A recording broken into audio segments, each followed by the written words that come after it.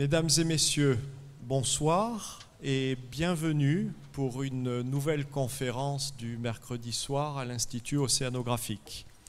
Je suis Robert Calcagno et j'ai la chance d'être le directeur général de l'Institut océanographique qui regroupe cette maison des océans où vous vous trouvez ce soir et le musée océanographique de Monaco.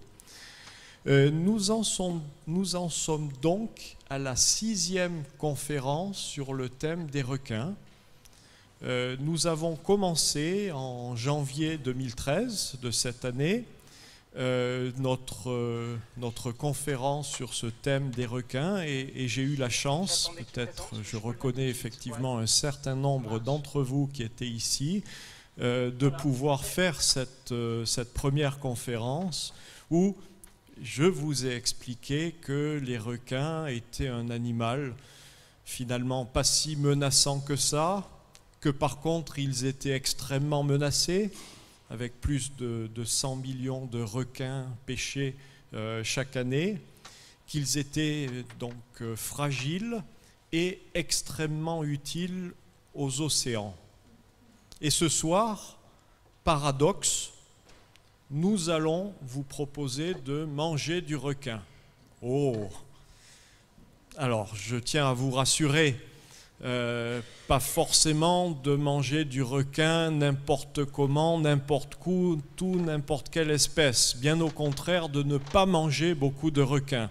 Et nous allons saluer la décision courageuse du groupe Auchan en Chine et dans d'autres pays de ne plus vendre du requin là où il est surconsommé. Mais la plaisanterie mise à part, nous allons effectivement parler de consommation durable des produits de la mer.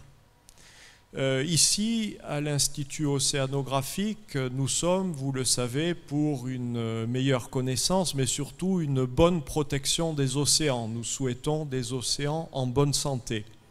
Mais nous souhaitons aussi le faire de façon réaliste et en tenant compte des besoins de l'humanité. En effet, il faut bien nourrir nos plus de 6 milliards d'humains sur Terre et les produits de la mer sont une source d'aliments, une source d'énergie, une source de protéines absolument essentielle pour la nourriture de l'humanité et peut-être tout particulièrement des pays les moins avancés, donc ceux qui en ont le plus besoin. Et donc notre message n'est pas de dire « attention, arrêtez de consommer du poisson ». Peut-être qu'un certain nombre d'entre vous sont végétariens pour des questions éthiques, de philosophie personnelle, et c'est vraiment, je respecte ça, et à titre personnel, je comprends et partage cette philosophie. Mais là, il serait, je pense, stupide de vouloir faire en sorte que l'humanité ne consomme plus de poissons. Par contre, ce qui est essentiel, c'est que ceci soit fait de façon durable, que les bonnes espèces soient consommées de façon raisonnable.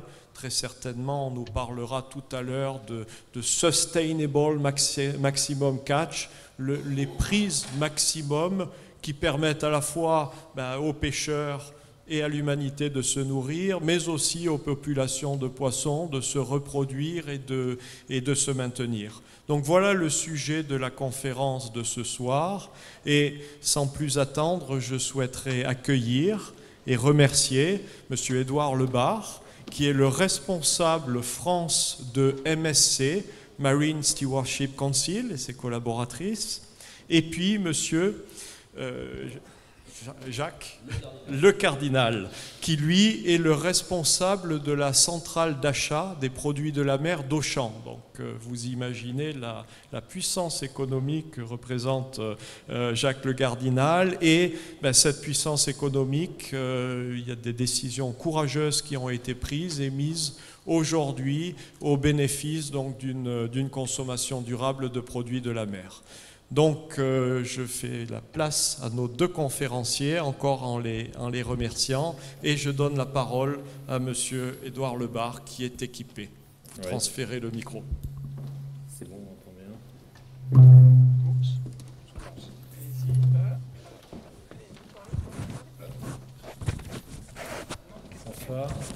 Donc, en effet, je suis Édouard Lebar, le responsable du MSC.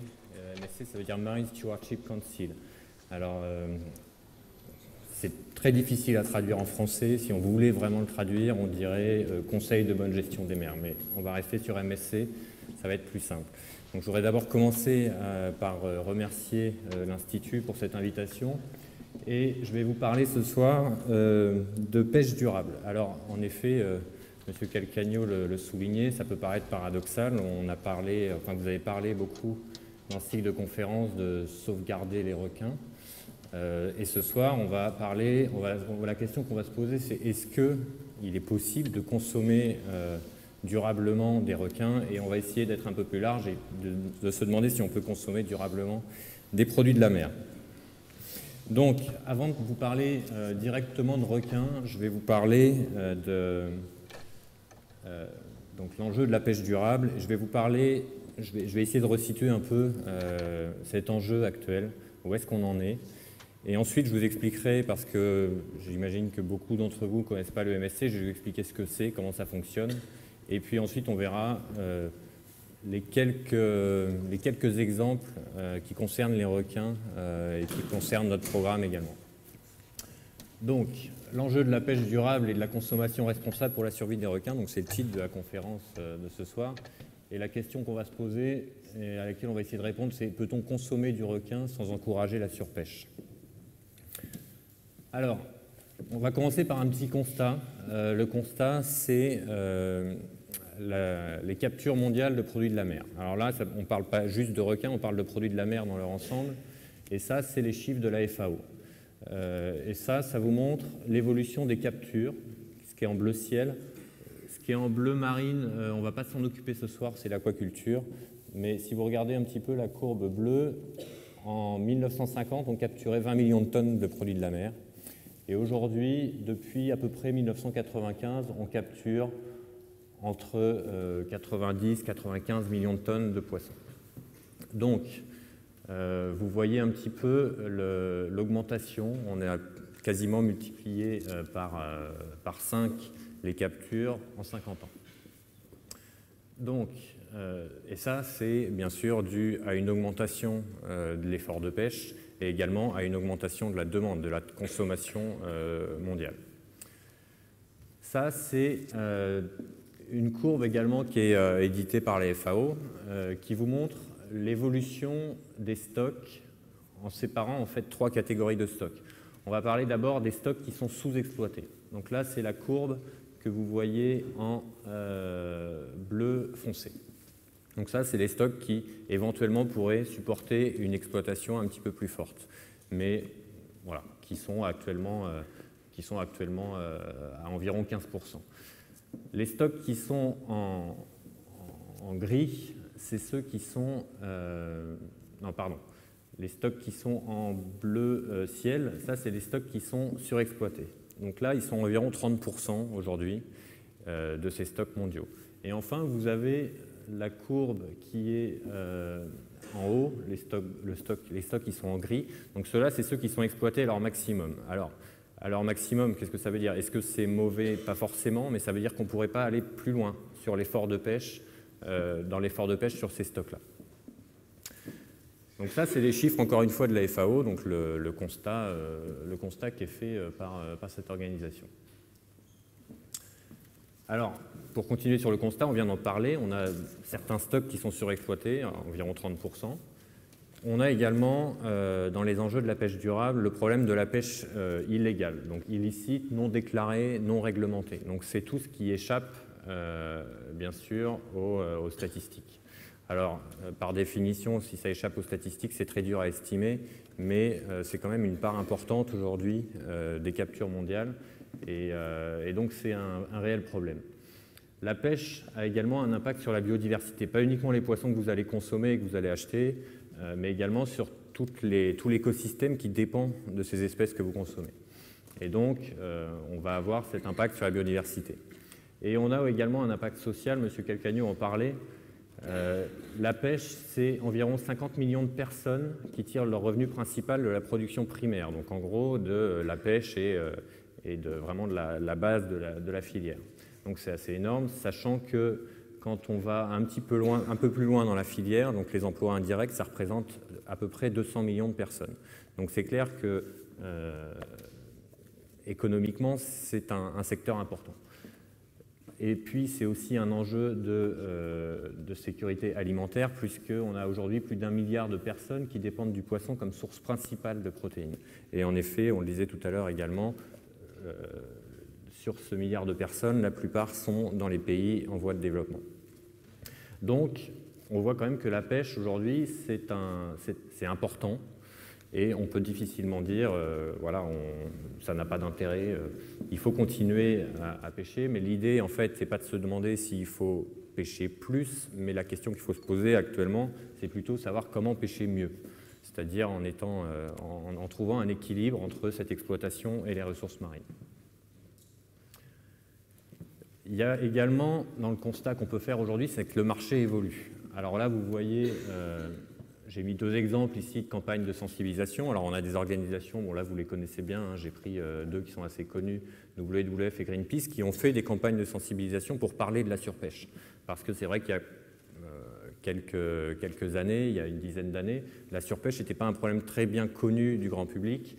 Et aujourd'hui, grâce à des campagnes de sensibilisation comme celle-là, c'est un problème qui est connu. Les médias s'y intéressent du coup, et on a aussi, et ça c'est important, les entreprises qui travaillent des produits de la mer aujourd'hui sont sensibilisées à ces questions-là, et en tout cas sont obligées de s'y intéresser. Donc, d'où l'intérêt d'une organisation comme le MSC. Donc le MSC, qu'est-ce que c'est? C'est tout simplement un programme c'est une organisation qui a but non lucratif, qui a été créée en 1997, dont l'objectif en fait était de créer un système de certification associé à un label qui permette aux consommateurs de reconnaître des produits qui sont issus d'une pêche durable. Parce que, en effet, beaucoup de pêcheurs et pêcheries dans le monde sont considérés comme durables, font leur métier de manière tout à fait durable, et donc l'intérêt, c'est de montrer aux consommateurs quels sont les produits qui sont issus de ces pêcheries-là. Alors, rapidement, la vision qu'on a évidemment des océans, c'est des océans qui sont en bonne santé, des approvisionnements en produits de la mer qui sont assurés pour nous, mais aussi pour les générations futures. Donc ça, c'est vraiment la vision qu'on a et qu'on a envie de défendre. La mission du MSC qu'on se fixe, c'est d'avoir un écolabel et un programme de certification pour contribuer à améliorer la santé des océans. Alors, ce qui est important ici, c'est bien, il y a quelque chose qui est important, c'est le mot « contribuer ». Encore une fois, le MSC tout seul ne pourra pas régler le problème de la surpêche, mais peut y contribuer. Mais le travail en fait, principal qui est à faire, c'est surtout par toute la filière, donc allant des pêcheurs jusqu'aux distributeurs. Alors, comment est-ce qu'on fait ça? En reconnaissant et en récompensant des pratiques de pêche durable. Alors, ce n'est pas si évident que ça, parce que c'est un problème, la pêche et la gestion des pêches est un sujet complexe. Et donc, l'idée, c'est de simplifier ça pour les consommateurs qui, évidemment, ne sont pas tous des connaisseurs des problèmes des questions de gestion des pêches, etc. Donc, l'idée, c'est de guider le consommateur dans ses choix. Et donc, la solution qu'on a trouvée, c'est de travailler avec les pêcheurs, avec les distributeurs, les industriels, et ce qu'on appelle les parties prenantes, c'est-à-dire toute la filière et toutes les organisations qui s'y rattachent, pour faire évoluer ce marché des produits de la mer. Un point important, c'est qu'on ne fait aucun compromis, bien sûr, sur notre niveau d'exigence de nos référentiels. Donc notre référentiel, c'est bien sûr nos principes et critères qui nous permettent de définir si une pêcherie est durable ou pas. Et également sur notre indépendance, parce qu'aujourd'hui, le MC est indépendant, et c'est ce qui permet aussi d'assurer une certaine crédibilité. Donc notre objectif, c'est aussi d'offrir une solution, on en parlait, fiable aux consommateurs, avec l'écolabel aujourd'hui, qui est le plus crédible, rigoureux et reconnu au monde. Et vous avez une petite représentation de ce label ici. Juste pour vous faire un petit état des lieux, vous expliquer où on en est, ce que ça représente aujourd'hui le MSC, c'est 212 pêcheries qui sont certifiées dans le monde, et 103 qui sont en cours d'évaluation, donc qui sont en train d'être audités pour vérifier qu'ils sont conformes à notre référentiel. 212 pêcheries, ça ne vous parle peut-être pas, ça représente environ 8% des captures mondiales aujourd'hui. Donc ce n'est pas négligeable et on est déjà sur un marché qui est important et donc c'est plutôt prometteur. Juste pour faire un petit parler de choses qui sont un peu plus proches de chez nous, on a aujourd'hui 6 pêcheries en France qui sont certifiées, notamment la Sardine de Bollinge qui est en Bretagne Sud. La Bollinge, c'est un engin de pêche. La Légine de Kerguelen, donc dans les eaux antarctiques françaises. Le Lieu Noir qui a 2 pêcheries certifiées également, et une pêcherie de cabillaud et d'aiglefin, et enfin en Normandie, le homard du Cotentin et de Jersey. Donc voilà quelques exemples de pêcheries. C'est les 6 françaises et puis on espère qu'on aura une liste un peu plus forte la prochaine fois. Alors maintenant on va rentrer dans des choses un peu plus techniques. Alors je suis désolé, vous n'hésiterez pas à répondre à poser vos questions s'il y a des choses qui vous paraissent un peu abstraites, mais je vais vous expliquer comment on peut définir aujourd'hui qu'une pêcherie est durable ou pas. Donc, on a 2 référentiels, c'est-à-dire 2 groupes de principes et de critères. Le premier référentiel, c'est celui dont on va parler ce soir, c'est le référentiel pêcherie. Donc, c'est celui en fait qui permet de s'assurer qu'une pêcherie est durable. Alors, ce qui est important, c'est que ce référentiel-là respecte les directives de la FAO, qui a défini en fait qui a défini ce que pouvait être une pêche durable et également qui a défini comment doit fonctionner un système de certification. Et d'ailleurs, la FAO a reconnu le rôle important de systèmes de certification comme le MSC dans un document récent. Le référentiel chaîne de garantie d'origine, alors je ne vais pas rentrer dans les détails de ce référentiel ce soir, c'est juste pour vous dire ce que c'est. En gros, c'est une fois que la pêcherie est certifiée, les entreprises qui veulent mettre le logo sur leurs produits, on doit s'assurer qu'elles achètent bien des produits issus de ces pêcheries-là. Donc en fait, c'est des audits de traçabilité et d'identification des produits qui permettent d'avoir une traçabilité maximale des produits et que le consommateur qui achète un produit avec ce label soit bien sûr qu'il sort d'une pêcherie certifiée. Maintenant, je vais vous parler, on va revenir sur notre référentiel pêcherie, mais avant ça, on va d'abord définir ce que c'est qu'une pêcherie, parce que c'est peut-être un terme un petit peu abstrait pour pas mal d'entre vous. Une pêcherie, en tout cas au sens de pêcherie dont on va parler ce soir, c'est d'abord une espèce cible. Donc en gros, l'espèce qui va être pêchée principalement par les professionnels. Donc là, j'ai pris un exemple. On a par exemple le homard européen, donc Homarus gamarus, qui est pêché dans une pêcherie française. Ensuite, on va définir une zone géographique, qui est ici l'Ouest Cotentin et Jersey. Et en fait, on s'attache à ce que cette zone géographique soit cohérente avec le stock biologique, bien sûr, qui va être concerné. Parce que évidemment, les poissons et les animaux marins qui vont être concernés ne s'arrêtent pas aux limites qui nous sont définies. Donc, il faut prendre l'ensemble du stock en considération. Ensuite, on va définir un engin de pêche. Alors, un engin de pêche, c'est tout simplement la technique qui va être utilisée pour capturer ces espèces. Et ici, par exemple, sur le homard, c'est du casier. Et enfin, évidemment, il faut bien une structure pour porter cette certification. Et dans le cas présent, ici, c'est le comité régional des pêches de Basse-Normandie et de Jersey qui sont porteurs de cette certification. Donc voilà, comment est-ce qu'on définit notre pêcherie? Et c'est important parce qu'on va parler de pêcherie un petit peu plus loin. Alors, évidemment, définir une pêcherie durable, on ne peut pas choisir arbitrairement qui est durable ou pas, donc il nous faut un référentiel et des critères.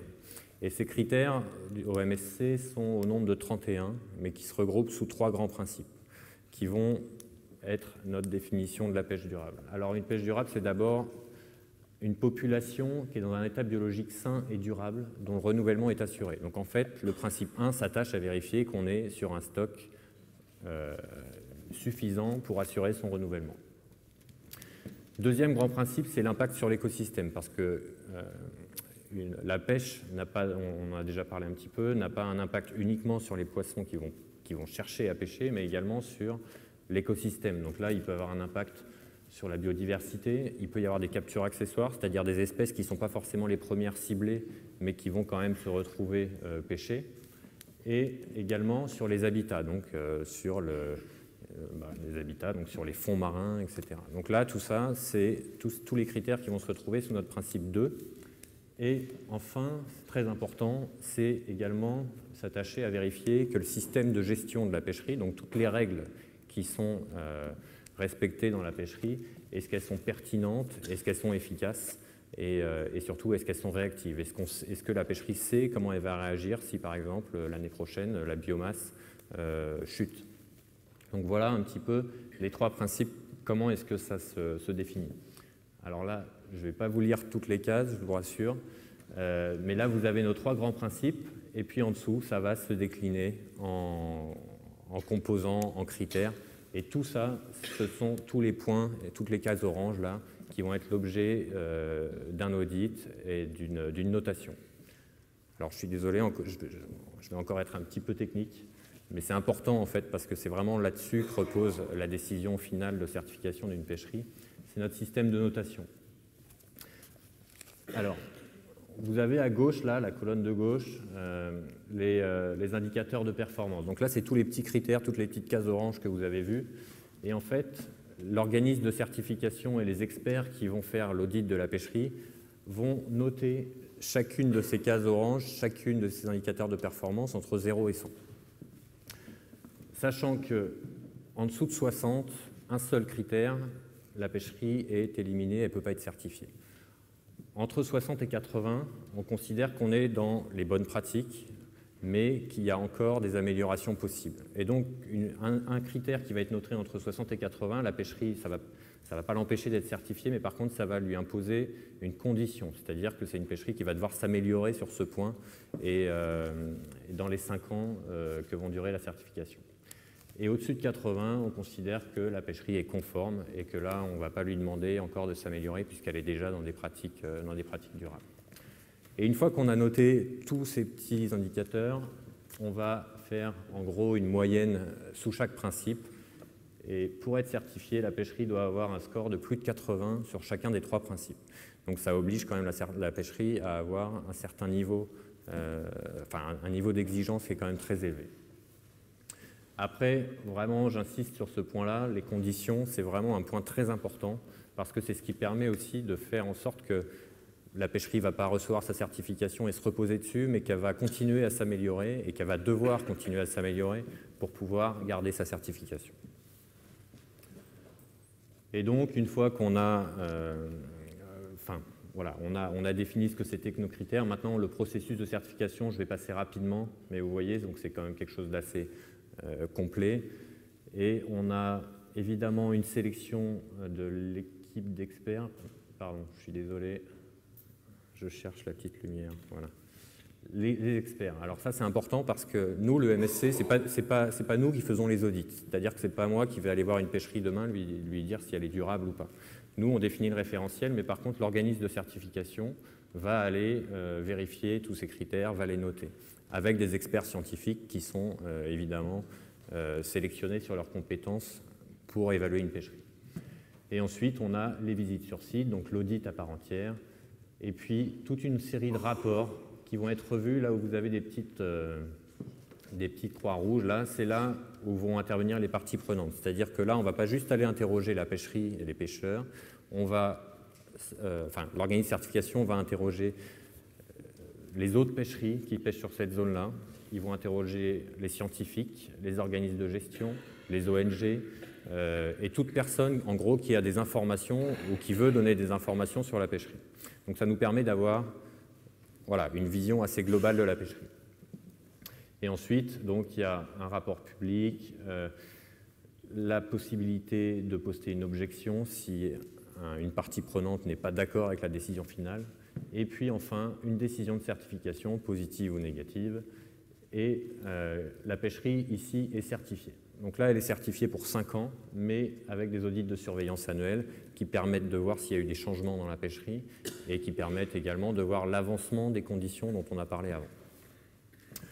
Donc, vous voyez que c'est un processus qui est quand même très cadré, et aujourd'hui, c'est ce qui nous permet de considérer qu'on a un système qui est, enfin, en tout cas reconnu comme crédible et reconnu dans le monde entier aujourd'hui. Alors, je vous ai parlé de pêche durable, je vais vous parler un petit peu des requins, parce que c'est quand même l'objet du cycle de la conférence. Alors, la question, c'était en effet de savoir est-ce qu'on peut consommer durablement du requin. Alors, attendez, je reprends juste. Donc, là, j'ai juste remis 2-3 points. Il y a, sur les conférences précédentes, des gens ont parlé des spécificités des requins. Je ne suis pas un spécialiste des requins spécialement, donc je ne vais pas rentrer en détail, je vais juste vous rappeler ces points-là qui ont été déjà abordés. C'est que les requins ont d'abord une importance très importante pour les écosystèmes puisqu'ils sont en haut de la chaîne trophique. Donc en gros, les requins sont des prédateurs et donc ils sont des régulateurs des écosystèmes marins. Alors après, attention, ce n'est pas parce qu'ils sont en haut de la chaîne trophique que c'est les seuls à être importants. Tous les maillons de la chaîne trophique sont importants. Également, vous avez tous les petits animaux qui sont en bas de cette chaîne trophique qui sont également très importants pour les écosystèmes marins. Mais bon, ça fait quand même du requin, ça lui donne quand même une place particulière. Et puis également, ce sont des animaux qui sont forcément vulnérables pour 2 raisons principales, c'est que leur croissance est lente et leur maturité sexuelle est assez tardive. Donc ça fait qu'en effet, les requins sont spécialement vulnérables et donc dans le cas de l'exploitation des requins, tout ça, ça doit être pris en compte. Alors, requins et pêche durable, point d'interrogation. D'abord, pour nous, il y a une chose importante qui a été une décision importante qui a été prise en décembre 2011, c'est qu'aujourd'hui, aucune pêcherie qui est impliquée de près ou de loin dans du shark finning ne peut obtenir la certification MSC. C'est-à-dire que c'est éliminatoire. Alors, je ne sais pas si vous connaissez tous cette pratique, le shark finning, c'est en gros de pêcher un requin, de retirer uniquement ses ailerons pour les vendre, surtout sur les marchés asiatiques, et remettre les carcasses à l'eau, et bien souvent vivantes. Donc là, on a considéré que cette pratique-là était éliminatoire, quoi qu'il arrive, quel que puisse être l'état du stock considéré. Après, on a 2 cas de pêche, où les requins peuvent être pêchés. C'est d'abord dans les pêcheries où le requin est ciblé, c'est-à-dire que la pêche est faite pour pêcher ces requins. Et donc là, pour ces pêcheries-là, ce qui va s'appliquer, c'est le principe 1 du MSC, c'est-à-dire l'état du stock de l'espèce cible.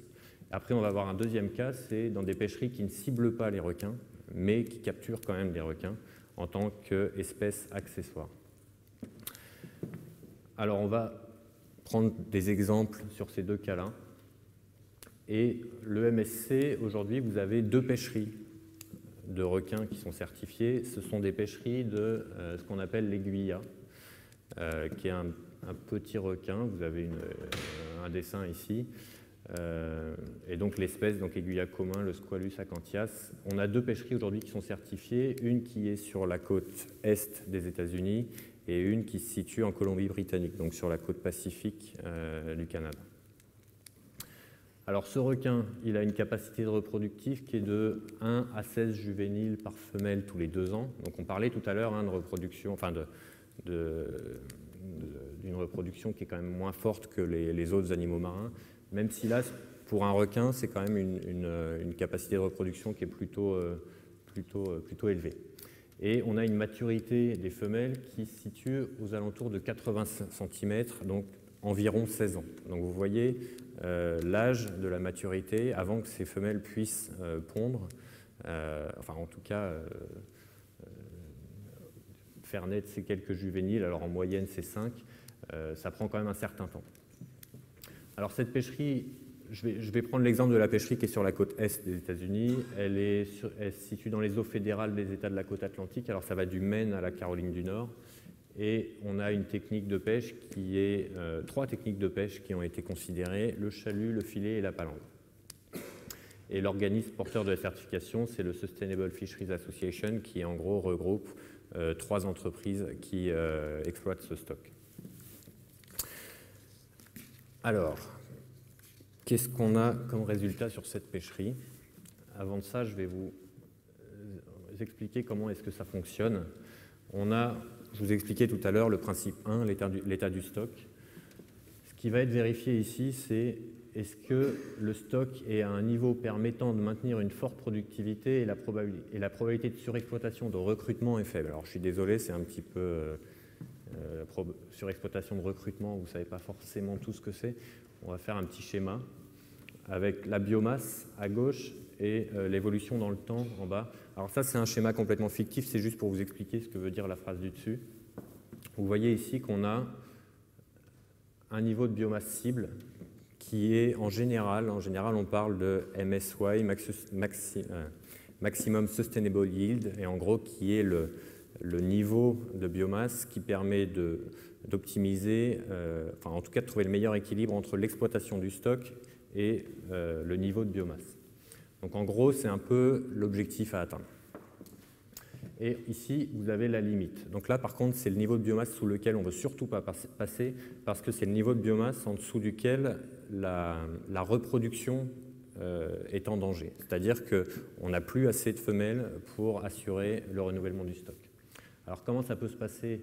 En général, quand on exploite un stock, forcément, la biomasse s'en ressent. Mais là, on est au-dessus de la cible, donc pas de problème. Là, on passe sous la cible, mais on est encore au-dessus de la limite. Donc ce n'est pas encore alarmant, ce n'est pas la catastrophe, mais par contre, c'est le moment en général où il faut prendre des mesures. Et là, premier cas, on ne prend pas de mesures, et donc là, le stock risque de passer sous la biomasse limite, et c'est évidemment ce qu'on veut éviter. Donc là, par exemple, une pêcherie qui se situerait sur ce point rouge pourrait bien sûr pas être certifiée MSC. Par contre, une pêcherie qui va réagir à cette baisse de biomasse et prendre des mesures, alors les mesures peuvent être très diverses, je ne vais pas toutes vous les donner ici, mais des mesures d'effort de pêche, des mesures de fermeture de certaines zones ou de périodes de pêche, ça peut être très différent. Et là, l'objectif, c'est de remonter la biomasse autour de la cible. Alors après, ça, évidemment, on parle ici de stock sauvage, donc il y a toujours une fluctuation. On ne peut pas être sûr tous les ans qu'on va rester pile à un niveau au-dessus de la cible. Mais ce qui est important, c'est qu'on tourne toujours au-dessus de cette cible. Donc, pour le requin de la côte est des États-Unis, qu'est-ce qui s'est passé? Vous avez cette courbe-là, alors qui n'est pas exactement la même courbe que celle que je viens de vous montrer, parce qu'ici, on parle de biomasse reproductive. C'est-à-dire qu'ici, on a mesuré la biomasse des femelles qui sont au-dessus de 80 cm. Alors, ce n'est pas nous qui l'avons mesuré, hein, ça, c'est des données qui sont fournies par des organisations scientifiques qui s'occupent justement de faire les évaluations de stock. Et là, vous voyez qu'on est en 1990, vous voyez que c'est un stock, en effet, qui a beaucoup chuté. Mais ce qui est très important ici, c'est de savoir qu'en 2000, les autorités de gestion de cette pêcherie-là ont pris des mesures d'effort de pêche, donc on réduit les captures, pour faire simple, et également ont pris des mesures de protection des juvéniles et également des limites de capture journalières. Voilà, donc toute une série de mesures qui ont été prises, et aujourd'hui, enfin, après 5 ans, les résultats ont été visibles.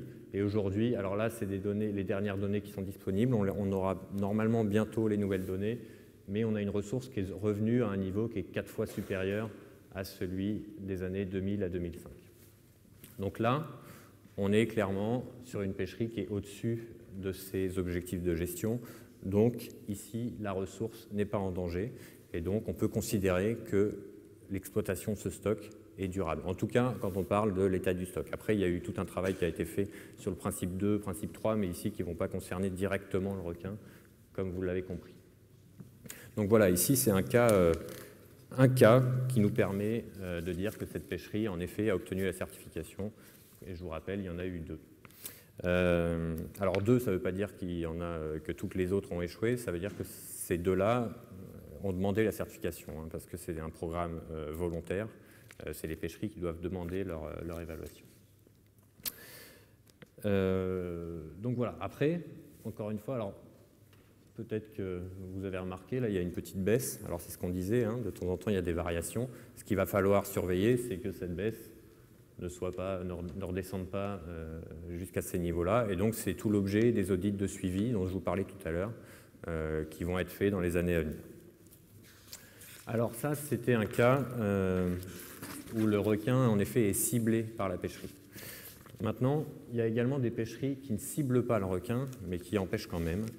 Et dans ce cas-là, ils vont être traités dans notre principe 2, parce que ça fait partie de l'écosystème, par deux composants. D'abord, les espèces, le requin considéré comme espèce accessoire, donc en gros comme une espèce qui n'est pas ciblée et qui notamment peut être rejetée.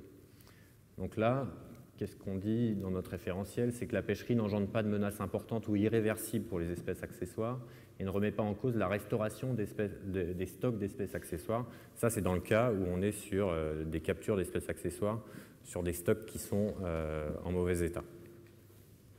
Et après, on a également le cas des espèces ETP. Alors ETP, ça veut dire Endangered, Threatened et Protected. Donc en gros, c'est les espèces en danger, menacées ou protégées.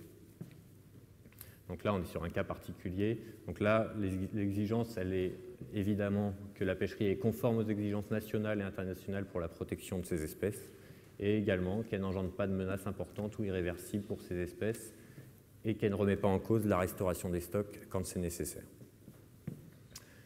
Alors, il y a un type de pêcherie en particulier qui est susceptible de capturer des requins comme espèces accessoires, ce sont les pêcheries de thon. Parce que, comme les thons sont des grands pélagiques, évidemment, il y a des interactions. Et on a en effet, donc c'est pour ça, je me suis intéressé ici aux pêcheries de thon. Alors, certifié MSC, vous avez 3 pêcheries de thon Listao, 2 à la canne, 1 à la seine. Alors sur banc libre, c'est important parce que ça veut dire en gros qu'il n'y a pas de dispositif de concentration des poissons qui peuvent, dans certains cas, être source de capture de requins. Après, on a 6 pêcheries de thon germont, traîne, canne et palanque dans le Pacifique Est, et une pêcherie d'albacore à la ligne.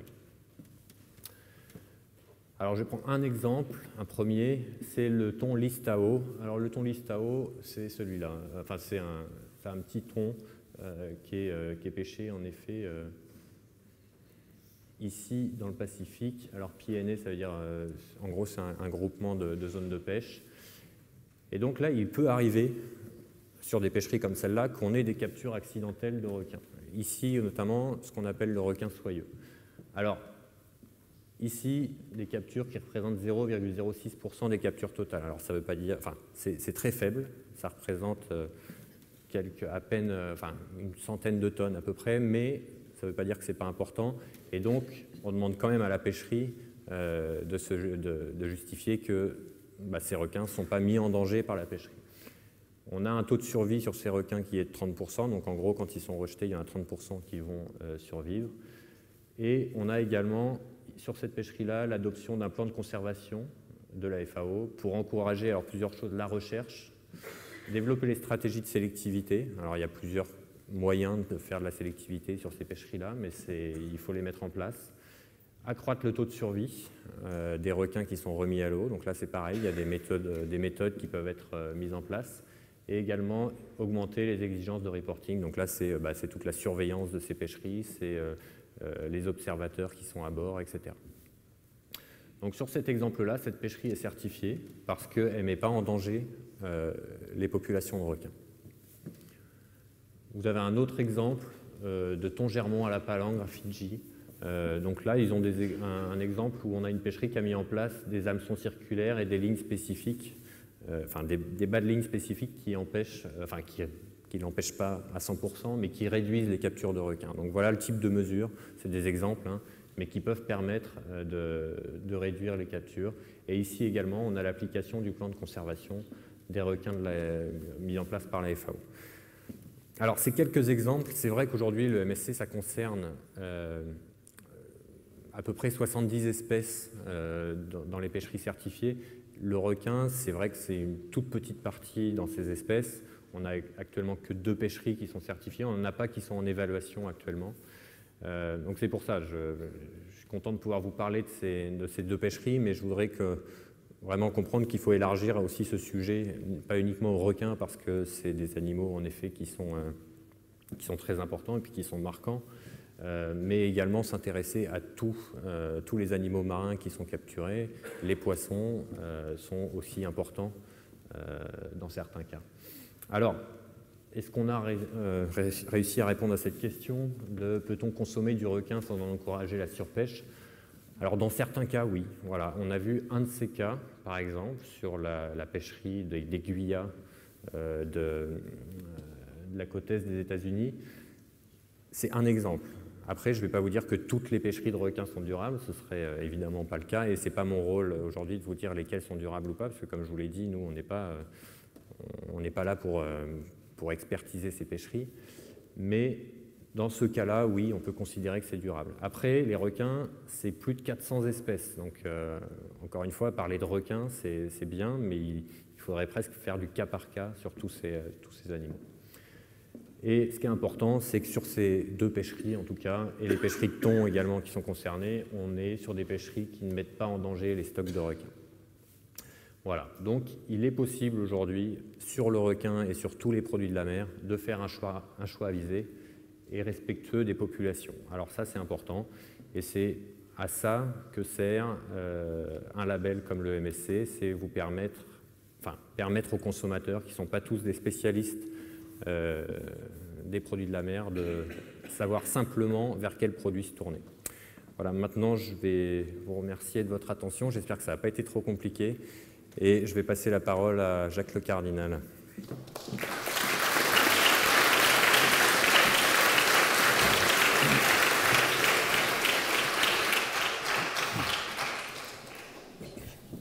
Bonsoir. Merci. Bonsoir, donc Jacques Le Cardinal, je suis chez Auchan depuis 30 ans. Alors 30 ans avec un parcours en magasin, parce que chez nous c'est pas la voie royale, mais on se doit tous au moins d'y passer un certain temps. Et puis j'avais un rêve, j'avais une passion qui ne m'a pas quitté, c'est d'être dans le milieu du poisson. Donc j'ai postulé et je suis maintenant depuis, je peux honte de le dire, 18 ans à peu près, en poisson, et je préside au Destiné de la poissonnerie Auchan France depuis ces longues années. Alors je n'ai pas fait de psychanalyse particulière, mais j'ai quand même essayé de comprendre pourquoi. J'ai toujours été attiré par le milieu aquatique, par l'eau, par ce miroir sous lequel il se passe bien des choses. Je suis breton, peut-être une incidence aussi, que sais-je. En tous les cas, j'y suis, et puis je pensais qu'il y avait plein de choses à faire, et j'y suis encore, et encore plein de choses à faire. Donc j'ai envie que ça continue. Pour que ça continue, il faudrait bien que ce soit durable dans l'exploitation, dans la vente que nous faisons de ces produits. Alors juste avant de rentrer dans le vif du sujet, je vous propose une petite présentation d'Auchan, parce que certains d'entre vous ne le connaissent peut-être pas Auchan, ou le connaissent peu, ou parfois le connaissent par tout un tas de sujets où certains journalistes ne sont pas toujours bien orientés à notre rencontre. Donc pour essayer de reprendre un petit peu de recul et d'objectivité, je l'espère, je vous propose un tout petit film de 2 minutes qui présente la société.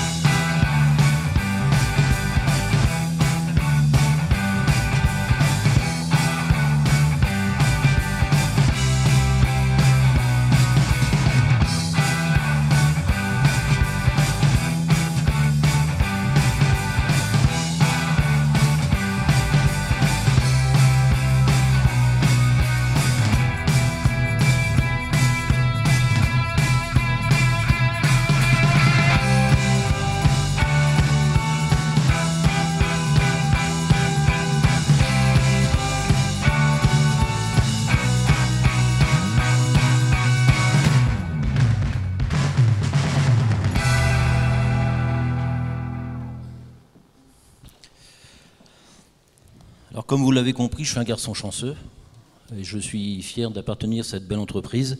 Alors maintenant que les choses soient claires, hein, je ne suis pas chez Auchan en poissonnerie pour en fermer l'activité. Bien au contraire, d'autant plus que nous savons maintenant depuis un certain nombre d'années, et les nutritionnistes nous aident en la matière, que le poisson, les produits de la mer, entre autres, sont nécessaires et sont bons pour la santé, pour le bien-être. Donc notre objectif, c'est évidemment de continuer à permettre à un maximum de consommateurs d'accéder aux bienfaits de ces produits-là. Pour autant, nous sommes conscients depuis de nombreuses années que nous devons rentrer dans une logique de commerçants responsables et avec une vision un petit peu plus lointaine, donc de durabilité sur les espèces que nous proposons à la vente. Donc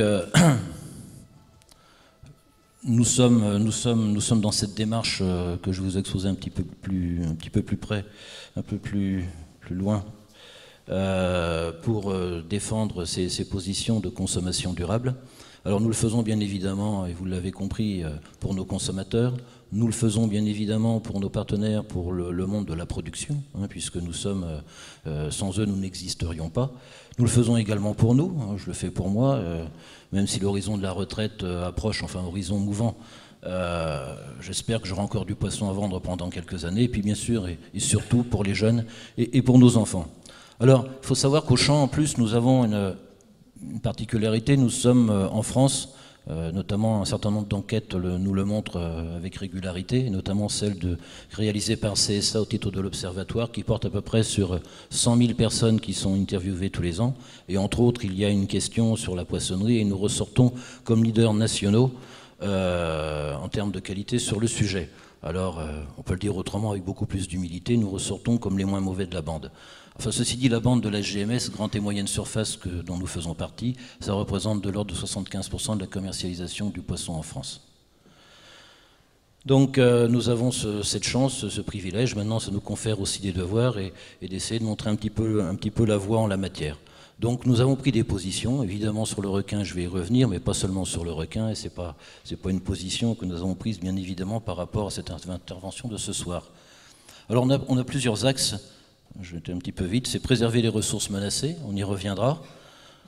C'est encourager la consommation de produits aquacoles durables. Il y a des espèces sur lesquelles on peut effectivement encore consommer sans trop avoir de mauvaises arrière-pensées. Promouvoir les produits issus de pêcherie durable. On en reparlera également rapidement. Et bien sûr, bien se nourrir, parce que ça, c'est une composante, on l'a vu, très importante aujourd'hui du développement durable. Et puis bien sûr, transporter également en flux le plus tendu possible tous ces produits et essayer d'avoir la plus faible empreinte écologique que l'on puisse avoir sur ce type de produit.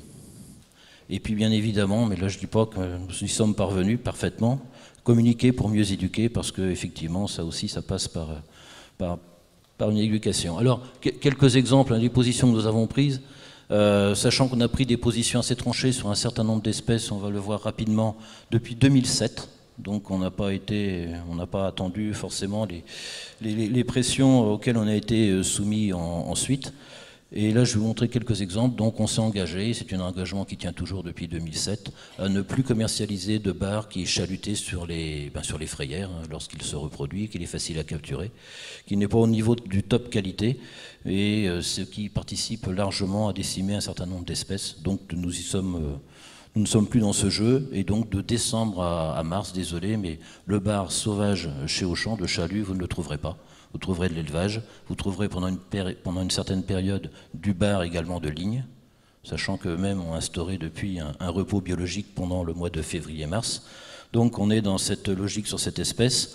On a également, on encourage un certain type de consommation, notamment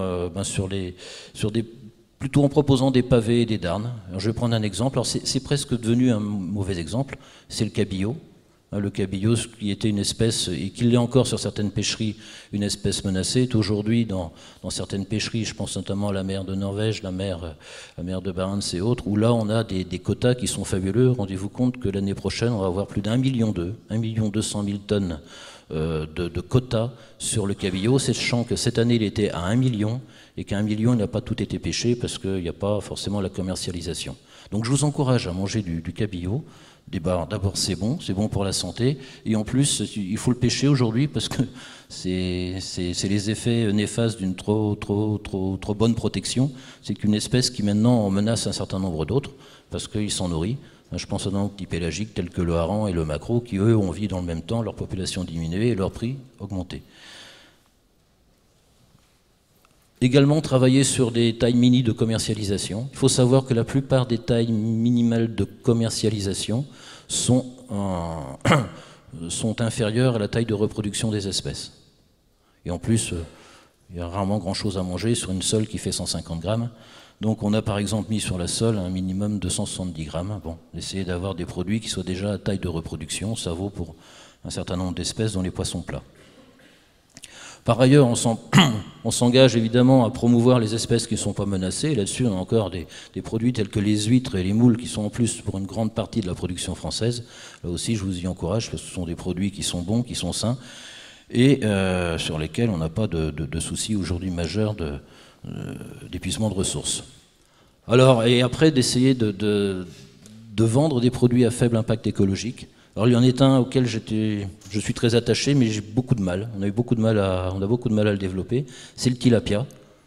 Alors juste un mot parce que ce poisson-là, je le trouve assez sympa. On sait qu'on peut l'élever avec quelques pourcents de farine, de farine et d'huile de poisson. Le reste, c'est un végétarien, c'est un omnivore, c'est son régime naturel. C'est un poisson qui nous vient du Nil principalement. C'est le poisson de l'Évangile, hein, celui qui fut multiplié sur les bords du Jourdain. Peut-être qu'il nourrira un jour la planète. Mais en tous les cas, chez nous, c'est difficile. Mais ceci dit, c'est la deuxième espèce au monde en termes d'élevage. Et c'est un poisson très intéressant. Enfin, bien évidemment, il y a l'élevage que représentent les saumons et autres truites. Sachant que sur ces points-là, nous avons pris des engagements assez forts en termes de traçabilité, de densité, de nourriture, d'aliments, sachant que ces poissons-là, chez nous, ils sont aujourd'hui garantis sans OGM, sans farine de sang ni de plumes, et d'animaux terrestres, bien évidemment.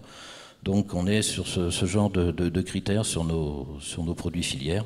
Nous avons arrêté en 2007, c'est une décision un petit peu plus délicate, de commercialiser le thon rouge, le fameux thon rouge notamment de Méditerranée, pour deux raisons. D'une part, un épuisement programmé de la ressource, et en plus des pratiques qui étaient franchement pas claires, pour ne pas dire une grosse magouille sur le sujet. Donc on a arrêté la commercialisation du thon rouge. Aujourd'hui, c'est une espèce qui est en train de revenir, donc on se dit qu'on va peut-être un de ces jours le recommercialiser, parce que rien n'est immuable. Et puis bien évidemment, on a décidé d'arrêter la commercialisation en 2009 du requin. Alors pourquoi ? Parce que cet animal mythique, emblématique, populaire, mais mal aimé, parce que le requin, il a toujours fait peur, et notamment depuis un certain film. Alors, on l'a dit tout à l'heure, mais juste pour rire, le requin, c'est a priori au niveau mondial 5 à 10 morts par an. Méfiez-vous des noix de coco, ça en fait beaucoup plus de morts. Quand ça vous tombe sur la tête, ça peut être radical. Ça fait beaucoup plus de morts les guêpes en France, tous les ans. Le tigre et l'éléphant, qui sont eux protégés, font au moins 10 fois plus de morts également. Donc ce poisson emblématique, il y a 400 000 ans qu'il est sur la Terre. Moi, je pense que vous n'aimeriez pas qu'on soit contemporain de sa disparition. On l'a vu, c'est un bout de chaîne alimentaire, c'est un animal de régulation au niveau des océans. Et puis il y a ce côté, cette exploitation qui est une des raisons majeures de sa quasi-disparition sur certaines espèces, c'est le finning, avec le côté monstrueux que ça peut représenter. Quand on le pêche, qu'on lui coupe les nageoires, qu'on le rejette, sachant que les nageoires, c'est 5% du poids. Donc en plus, c'est un gâchis énorme de protéines, c'est vraiment n'importe quoi. Donc c'est un truc qui me trottait dans la tête depuis un certain temps. Puis un jour, avec l'équipe et avec nos chefs de rayon, on s'est concerté, on a décidé que ce serait bien d'arrêter avec un appui scientifique, ça c'est très important. Et là, je tiens à saluer en la matière, on s'était à l'époque, on a travaillé avec monsieur Serret, un professeur Serret de l'IRD, du Muséum d'Histoire Naturelle, ici à Paris. Nous avons la chance d'avoir une des sommités mondiales sur les requins qui se trouve à côté de chez nous. On a travaillé avec lui. On a travaillé également avec une ONG qui s'appelle Shark Alliance pour prendre cette position. Et on a décidé, pour aussi des notions de simplification, sachant que M. Lebard l'a dit, toutes les pêcheries ne sont pas forcément concernées par les mêmes phénomènes sur une espèce du même type.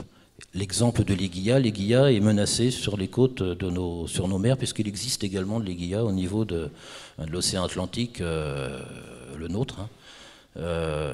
Par contre, on a gardé la position depuis 2009. On s'est dit que la pêcherie américaine dont parlait M. Lebard, qui était pas à l'époque certifiée MSC, mais qui était déjà dans les critères qui nous semblaient tout à fait acceptables, eh bien, nous avons maintenu la position de pouvoir commercialiser ce produit. Ce qui nous a valu un désaccord avec Shark Alliance, voilà, parce que la grande directrice américaine de cette ONG a été plutôt dogmatique sur le sujet en disant que c'était tout ou rien. Donc nous, on a maintenu nos positions. Néanmoins, depuis 2009, nous ne commercialisons plus que les deux espèces de roussettes. Vous savez, le petit requin commun qu'on a sur nos étals, un produit qui est épluché, hein, dont on enlève la peau. Et puis 3 espèces d'émissales, qui sont des produits qui biologiquement déjà ont un cycle de reproduction très rapide, puisque ce sont des ovipares, donc ils pondent. C'est un peu plus facile que les autres espèces qui sont en reproduction beaucoup plus lente et qui ne sont pas menacées. Alors, ce qu'il faut encore retenir sur ce point, c'est que la décision, on l'a prise entre nous. J'ai été voir notre directeur général France de l'époque, qui a validé la position au bout d'un quart d'heure. Il m'a dit « vas-y, fonce ». On a, avec le comité développement durable groupe, décidé de faire une réunion téléphonique avec les 12 pays aujourd'hui que nous avons dans le groupe, et nous avons décidé d'un commun accord d'arrêter la commercialisation de toutes les autres espèces que celle-là au niveau mondial. Alors, c'est vrai que ça peut prêter à rire si on parle de la Russie et de la Pologne ou de la Roumanie.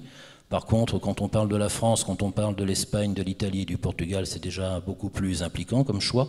Et quand on parle de la Chine, où nous sommes aujourd'hui leaders des hypermarchés, c'est un choix aussi important, sachant que, bien évidemment, c'est à la fois le requin frais, ce sont les ailerons, c'est la soupe d'ailerons, c'est tous ces produits, y compris les cosmétiques comportant ce type des produits à base de requins que nous avons arrêtés au niveau mondial, et ceci est en place depuis 2009.